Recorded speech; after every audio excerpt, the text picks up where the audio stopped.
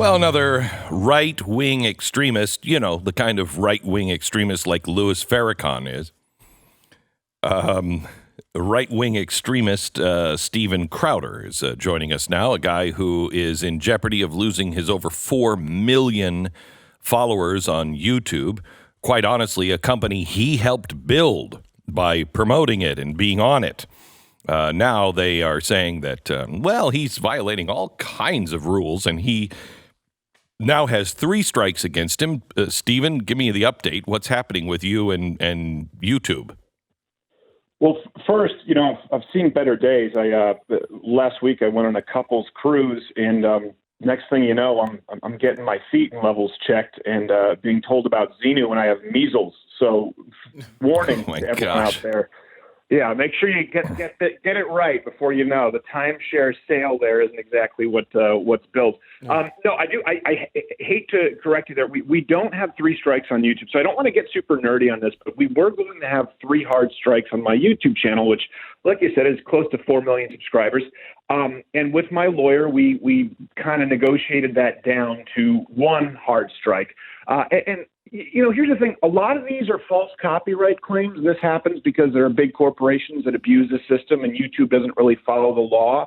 And not just conservatives deal with that, of course, but when you add that up, the cumulative effect of everything being demonetized, of other videos also being either removed or deemed a violation of services, we really do have to deal with it on all fronts.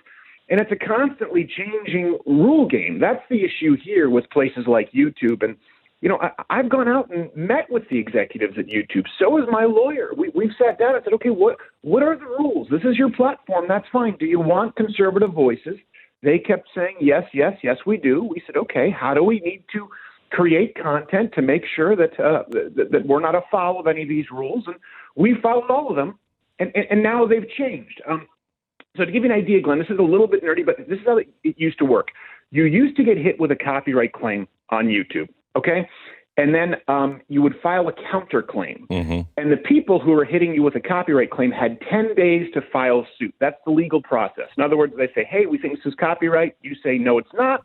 And then they say, okay, we're going to sue you or not. Now, we've never lost a case.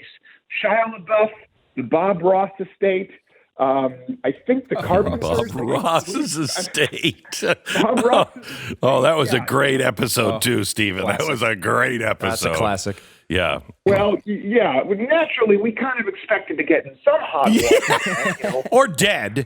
One of the two. Right, but yeah. Yes. Once you paint Muhammad as Bob Ross in a parody of the BuzzFeed article, you've kind of decided your line of work. Yes. You can hear the sound of the door slamming behind you. Yes. But this last one, we did a parody of Kiss's Dr. Love, and we did Dr. Trump, and we created the track from the ground up.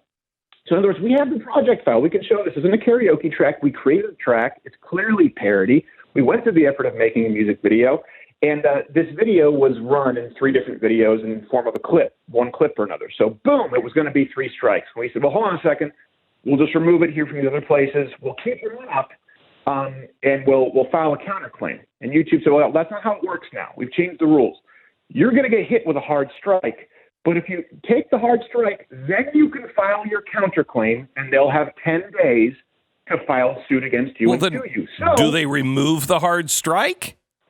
Well, this is how it used to be. It used to be before the hard strike. Right. So we said, okay, we'll incur the risk. We'll let our channel get a hard strike, because if you get 3, your channel's gone. It's gone for good, baby. So we said, okay, we'll take 1 hard strike here.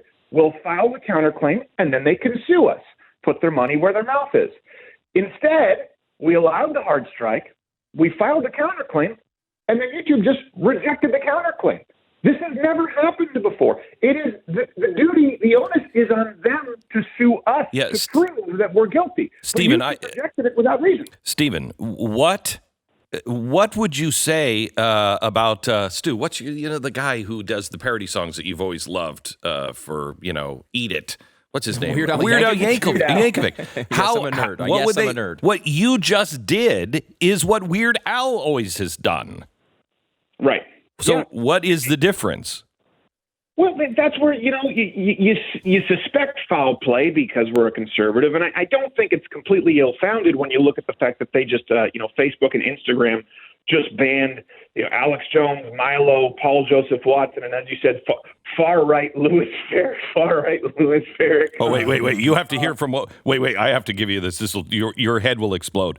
This is actually what the Washington Post responded. It's perilous to force strict left-right labels and framing onto political extremists, but even an elementary understanding of Farrakhan's beliefs place him on the American political right.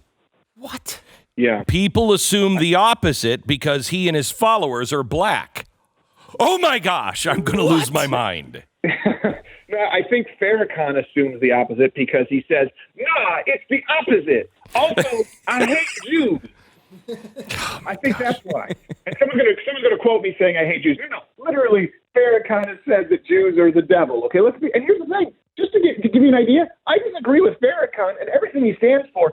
I would never dream of trying to get him banned. I want him out there so that I can fight him. So do I. Better ideas. I despise Louis Farrakhan. I despise him, but he has been a part of my life, my whole life. He's been saying crazy things since I think before I was born, and we've all seemed to survive it. We cannot begin to ban speech, period.